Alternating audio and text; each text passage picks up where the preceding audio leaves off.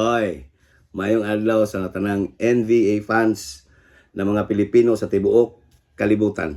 Naano po tasong tulumanon aning kaniadto ang conference final sa NBA. Karong adlaw ang Indiana Pacers versus Boston Celtics Game 3. Ni take si Haliburton sa gabi na it's gonna be fun.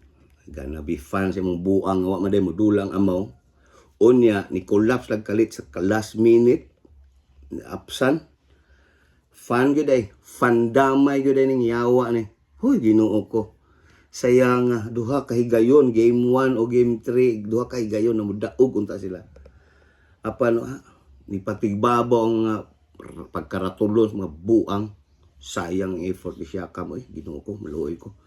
Ang ko alaman kay okay na ako, dawat na ako di sila mo champion sa conference nila, pero at least man lang maka score og kaysa, maka 1 man lang sa standing nila.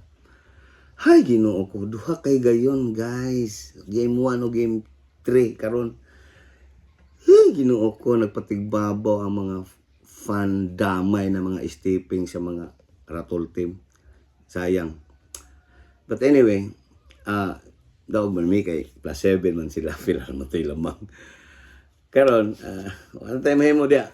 Ako diha gyud ko sila gyud kay taas na panahon lagi mo na kung i-consider ba na lang mo mabuhi man lang ang ilahang team ba. But anyway, nana pa man gyud.